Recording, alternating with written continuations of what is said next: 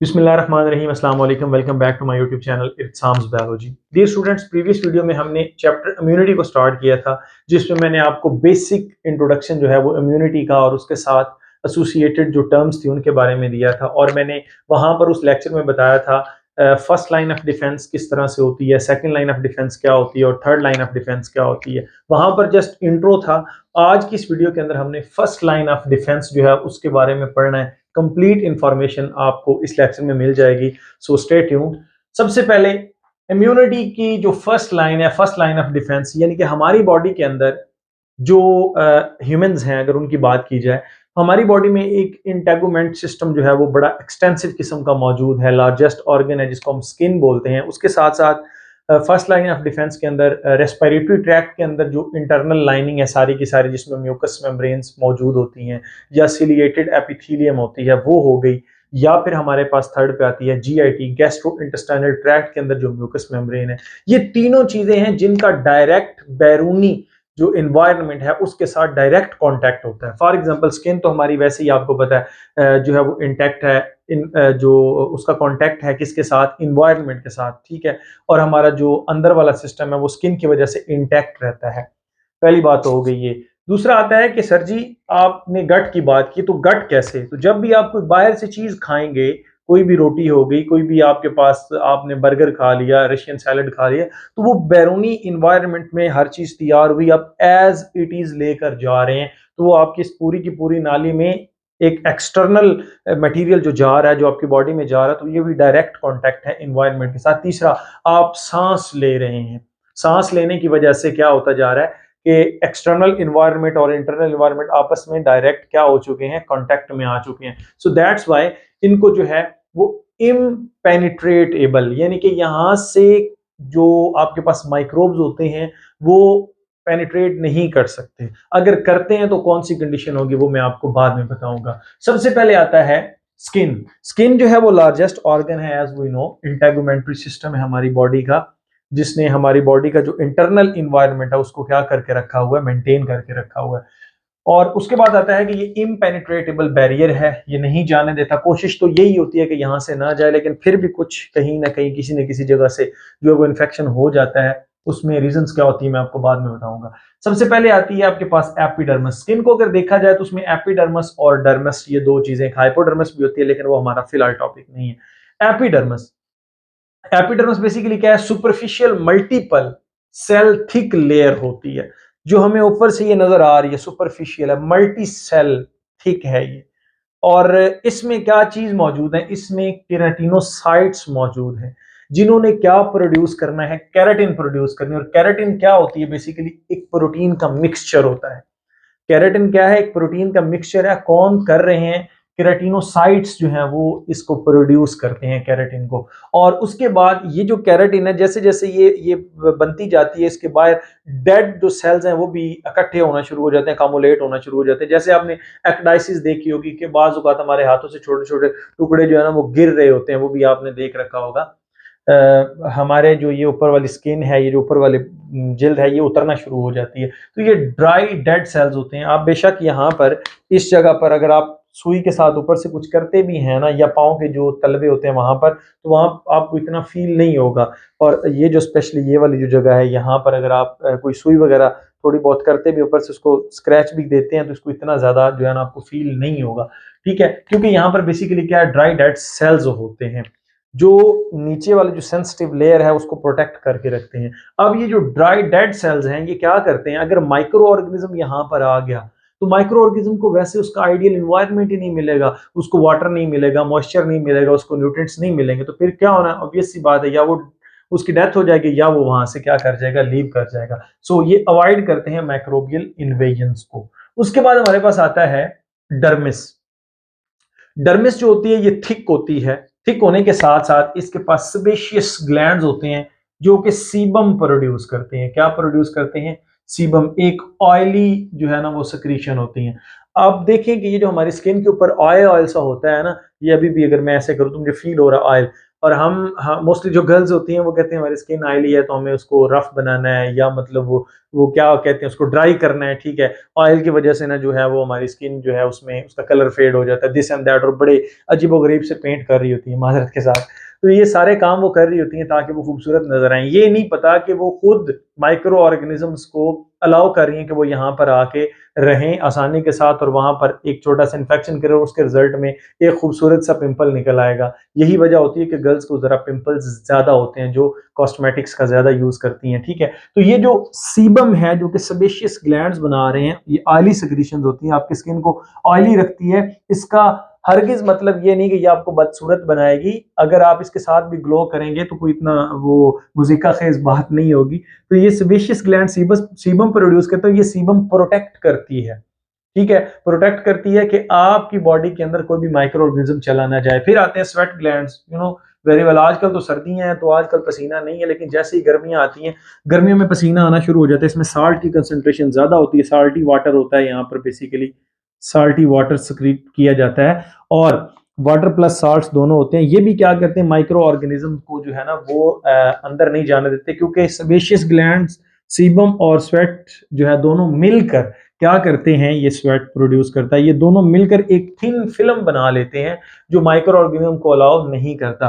फिर उसके बाद आते हैं कि स्किन जो डर्मस है इसके अंदर क्या चीज मौजूद है, रिसेप्टर्स मौजूद होते हैं जो इंफॉर्मेशन को कलेक्ट करते हैं। आपको पता है स्किन हमारी बॉडी के अंदर एक रिसेप्टर का काम करती है। फिर यहाँ पर नर्व्स मौजूद होती हैं, नर्व्स बेसिकली ये इसके साथ ही सेंसरी नर्व्स यहाँ पर जो है ना वो मौजूद होती हैं। कुछ कार्पसल्स मौजूद होती हैं, पसीनियन कार्पसल्स और मिजनर कार्पसल्स मौजूद होती हैं। पी फॉर पसीनियन और पी फॉर प्रेशर, ये प्रेशर को जो है वो डिटेक्ट करती हैं, और ये मिजनर कार्पसल जो होती हैं ये टच को डिटेक्ट करती हैं, हमारी स्किन के अंदर मौजूद है। फिर स्किन के अंदर ब्लड वेसल्स मौजूद होती हैं, और स्किन में भी कौन सी, डर्मिस। जब आप यहाँ पर वो ब्लड शुगर चेक करने के लिए वो पतली सी निडल लगाते हैं तो अंदर से खून आना शुरू हो जाता है। वो क्यों आता है, क्योंकि यहाँ पर कैपिलरीज मौजूद है, ब्लड वेसल्स, वेन्स और आर्टरीज दोनों, सॉरी वेन्स, छोटी छोटी वेन्स जो कि कैपिलरीज में डिवाइड हो चुकी होती हैं, आर्टरीज तो पीछे रह जाती है ना, और ब्लड कैपिलरीज या ब्लड वेसल्स यहाँ पर मौजूद होती हैं, ठीक है, डर्मिस के अंदर। और फिर हमारे पास आते हैं हेयर फॉलिकल्स। ये जो आपको यहाँ पे ये जो आपको बाल नजर आ रहे हैं, इनके फॉलिकल्स कहाँ पर मौजूद हैं, डर्मिस के अंदर मौजूद है। अगर आप इसका स्ट्रक्चर देखें तो ये आपके पास एपिडर्मिस है, और ये आपके पास थिक वाली क्या है, डर्मिस है। ये जो आपको ब्लू ब्लू से नजर आ रही है ये बेसिकली क्या है, वो पिट है, वो सुराख है, वो डक्ट है, जिसकी मदद से क्या होना है, ये इसने स्वेट ग्लैंड, ये स्वेट ग्लैंड है, इसने स्वेट प्रोड्यूस करके बाहर निकालना है। ये सेबेशियस ग्लैंड है, बालों के साथ ये ऐसे करके अपनी जो सिक्रीशन है उनको साथ साथ निकाल रहा होता है। ये जो आपको ये नजर आ रही हैं रेड एंड ब्लू, ये कैपिलरीज टाइप हैं। उसके बाद ये स्मॉल वेन्स और स्मॉल आर्टरीज हैं। उसके बाद आपको ये जो नजर आ रही है पसीनियन कार्पसल है, ये मिजनर कार्पसल है, ये भी पसीनियन कार्पसल्स हैं, यानी कि नर्व्स इसके अंदर मौजूद हैं। ये सारी चीजें इसके अंदर मौजूद होती हैं।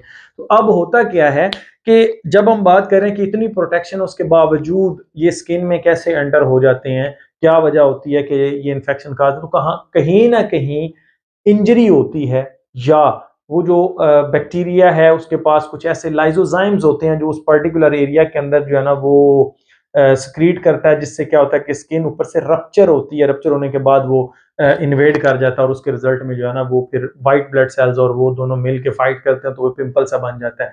उसकी रीजन ये है कि अगर आप मुंह नहीं धोते, मतलब सुबह मुंह धोया था आपने और उसके बाद आप कहीं जाके रात को धो रहे हैं, तो फिर भी ये प्रॉब्लम होती है। डस्ट माइट्स होती हैं, डस्ट पार्टिकल्स होते हैं, उसके साथ साथ माइक्रो ऑर्गेनिजम्स होते हैं जो इन छोटे छोटे, ये जो आप अपनी स्किन के बिल्कुल नजदीक जाके देखें ना शीशे के, वो छोटे छोटे सुराख नजर आएंगे, तो इसके अंदर वो रह रहे होते हैं, और बाज औकात यहीं पर वो क्या कर देते हैं, इन्फेक्शन कर देते हैं। तो ऑब्वियस सी बात है कि या तो डस्ट माइट्स वगैरह होंगे, वो कट करेंगे यहाँ पे, कोई हल्की सी इंजरी होगी तो उस इंजरी के थ्रू जो है ना ये बैक्टीरिया वगैरह जो है वो अपना इन्फेक्शन जो है वो काज करते हैं। उसके बाद आता है epithelium of digestive tract. Digestive tract की जो एपिथीलियम है, इसके अंदर आपने अगर देखा हो, आप स्टमक की बात कर लेते हैं फॉर एग्जांपल, आप स्टमक को देखते हैं तो आप कहते हैं कि स्टमक की जो आउटर लेयर होती है इसको हम क्या बोलते हैं, सिरोजा बोलते हैं। क्या बोलते हैं, सिरोजा। सिरोजा के अंदर क्या मौजूद है, मस्कुलैरस मौजूद है। ये क्या चीज मौजूद है, मस्कुलैरस, यानी कि मस्कुलर लेयर एक मौजूद है। लेकिन जब आप मस्कुलैरस के अंदर देखते हैं, मतलब अंदर वाली, मजीद अंदर वाली साइड पे, तो यहाँ पर आपको एक एक म्यूकस मेम्ब्रेन नजर आती है, जिसको म्यूकोजा और सब म्यूकोजा के अंदर डिवाइड किया गया। यहाँ पर कुछ खास किस्म के सेल्स होते हैं जो म्यूकस प्रोड्यूस करते हैं, नंबर एक। फिर यहाँ पर पेराइटल और ऑक्जेंटिक सेल्स होते हैं जिनके बारे में आपने पढ़ा है, वो हाइड्रोक्लोरिक एसिड प्रोड्यूस करते हैं, और उसके साथ साथ स्टमक के अंदर गैस्ट्रिक जूस जो होता है, ये सारी चीजें मिलकर आने वाले माइक्रोब को खत्म कर देती हैं। आप जैसे किसी रेडी वाले के पास जाकर गोलगप्पे खा रहे हैं, आप देखते हैं वो कैसी कंडीशन होती है, वो बस हाथ धोए बिना ही, बाज औकात कुछ ऐसे होते हैं रेडी वाले मादरत के साथ, वो हाथ धोए बिना ही जनाब सारा काम कर रहे होते हैं, और फिर आप बड़े शौक शौक से खा रहे हैं, बड़ा मजेदार था जनाब, है पानी शानी इसका खट्टा खट्टा। तो ये सारी चीज उसके अंदर माइक्रोब्स होंगे, ऑब्वियस सी बात है, पता नहीं कब तैयार किया था, कैसे तैयार किया था, मतलब नाखून कटे हुए हैं नहीं कटे हुए, डिटोल से हाथ धोए थे नहीं धोए थे, ये कुछ भी आपको पता नहीं। तो माइक्रोब्स तो होंगे, जैसे ही आप खाएंगे स्टमक के अंदर गया तो सारे के सारे माइक्रोब्स खत्म, क्योंकि वहां पर HCl मौजूद है, वहां पर पीएच कितनी है 2, पेप्सिन वहां पे काम कर रहा है, तो वहां पर ट्रिप्सिन कर रहा है, बहुत सारे दूसरे एंजाइम जो हैं वो काम कर रहे होते हैं आपकी पूरी गट के अंदर, स्मॉल इंटेस्टाइन के अंदर, वहां पर उसको डाइजेस्ट किया जाता है, तोड़ा जाता है। तो इसका मतलब है कि यहाँ से भी माइक्रो ऑर्गेनिज्म जो है ना, वो आसानी के साथ जो है रिएक्शन आपकी बॉडी में नहीं करते। हाँ, कुछ पर्टिकुलर कंडीशंस होती हैं कि अगर आप बहुत ही ज्यादा डेली रूटीन पर आप ऐसे खाने खा रहे हैं जिसमें ये सारी चीजें हैं, तो फिर एक टाइम आता है आपकी बॉडी भी जो है ना वो फेड अप होती है, और उसके बाद इन्फेक्शन होता है। तो वो आपको सबक सिखाने के लिए होता है कि इन्फेक्शन हो गया, आप 4-5 दिन समोसे पकौड़े इन सारी चीजों से आपने दूर रहना। तो ये म्यूकस मेम्ब्रेन उसको आसानी से अंदर नहीं जाने देती। फिर हम चलते हैं epithelium of respiratory tract. Respiratory tract में सबसे पहले हम वेस्टिब्यूल्स को बता देते हैं कि ये क्या चीज है, कि interior part of nasal cavity. Nasal cavity का जो इंटीरियर पार्ट है, जहां पर मैंने, अगर आप मेरा 13 चैप्टर पढ़ते हैं पीटीबी के मुताबिक, वहां पर मैंने आपको कौनचाई के बारे में बताया हुआ है, ठीक है। वहां पर ना ये नेजल कैविटी के अंदर हेयर्स मौजूद होते हैं, आपको पता है ये हेयर्स नेजल कैविटी के अंदर, और ये जो ये दरमियान में नॉस्ट्रल्स के अंदर ये जो सेप्टम है, इन दोनों साइड्स पर हेयर्स मौजूद है। इन हेयर्स का काम क्या होता है?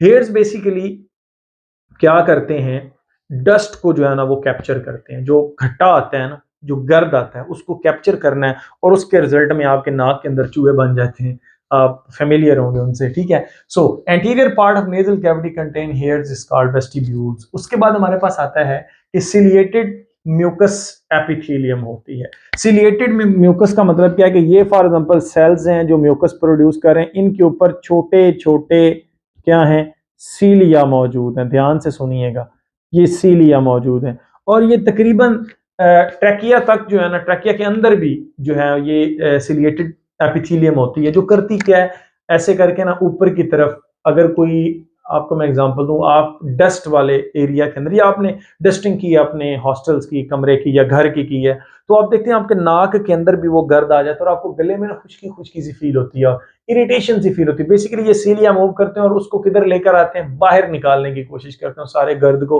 कि वो किसी ना किसी तरीके से ये फेरिंक्स के अंदर आ जाए, लेरिंक्स से निकल के फेरिंक्स के अंदर आ, या तो आप उसको बाहर थूक दे, या फिर क्या होता है कि वो स्वेलो कर लिया जाता है किधर, जो आपका है डाइजेस्टिव ट्रैक्ट, उसके अंदर चला गया, तो वहां पर तो इतने सख्त किस्म के एंजाइम है, कोई इशू नहीं है, वो सारे का सारा जो उसको बॉडी से बाहर निकाल देना, एलिमिनेट करते हैं। मोस्ट ऑफ द केसेस हम उसको बाहर फेंक देते हैं। तो सीलिया ये काम करता है। म्यूकस भी जो है, म्यूकस भी क्या करता है, एंट्रैप करता है, एंट्रैप करता है जो आपके पास होते हैं, क्या इसका नाम है, माइक्रो ऑर्गेनिज्म। अगर किसी माइक्रो ऑर्गेनिज्म के साथ आपका इंटरेक्शन हो गया और वो आपके रेस्पिरेटरी सिस्टम की तरफ जा रहे हैं, तो ये सीलिया और म्यूकस उसको इंट्रैप करेंगे, म्यूकस उसको इंट्रैप करेगा, और सीलिया की मदद से वो ऊपर की तरफ ऐसे धकेले जाते हैं, और फिर हम ऐसे करके उसको बाहर फेंक दिया जाता है। तो ये बेसिकली यही इरिटेशन करते हैं अंदर से, ताकि उसको बॉडी से बाहर निकाला जाए, उसको लंग्स से बाहर निकाला जाए, क्योंकि अगर लंग्स के अंदर वो इन्फेक्शन कर देते हैं तो फिर आपको पता है वो एक लंबा चौड़ा प्रोसीजर हो सकता है, नमूनिया हो सकता है, लंग्स इन्फेक्शन हो सकता है, उसमें जो इंसान की डेथ भी हो सकती है, बड़ा सेंसिटिव सा ये वाला एरिया होता है। तो अल्लाह ने बड़े ही एक सोफिस्टिकेटेड वे में, वो आयत है ना, लक़द खलक़नल इंसान फ़ी अहसनि तक़वीम, तो इंसान को बड़े एहसन तकवीम के साथ बनाया, बड़े ही खूबसूरत अंदाज में बनाया है, हर चीज़ परफेक्ट है। अगर अल्लाह ना करे एक चीज़ भी ख़राब हो जाए तो वो इंसान उसकी जैसी दूसरी नहीं बना सकता, नहीं ऐड कर सकता, किसी दूसरे से लेके ये आपने डालनी है। तो ये बात यहीं पे ख़त्म होती है। तो ये सारी चीज़ें वो हैं जो किसी भी माइक्रो ऑर्गेनिज्म को, आपके जो मेन बॉडी पार्ट्स हैं, जो आपके सेल्स हैं, जो आपके मतलब के सर्कुलेशन है उसके अंदर नहीं जाने देते। अगर जाते भी हैं तो क्या होता है कि फिर दूसरी जो लाइन है वो एक्टिवेट हो जाती है। यहाँ से अगर कोई उन्होंने पार कर दिया तो फिर दूसरी लाइन एक्टिवेट होगी, दूसरी लाइन में कुछ सेल्स होंगे वो उसको किल करने की कोशिश करेंगे, और वहीं से भी निकल गया तो फिर थर्ड लाइन एक्टिवेट हो जाती है। तो इसका मतलब ये है कि हर जगह पर माइक्रो ऑर्गेनिजम्स को जो इन्वेजन काज करते हैं, जो इन्फेक्शन काज करते हैं, उनकी इन्वेजन्स को क्या किया जाता है, रोका जाता है हर स्टेप पे। सो आई होप कि आपको ये मेरी वीडियो अच्छी लगी होगी। Stay connected. Thank you and Allah Hafiz.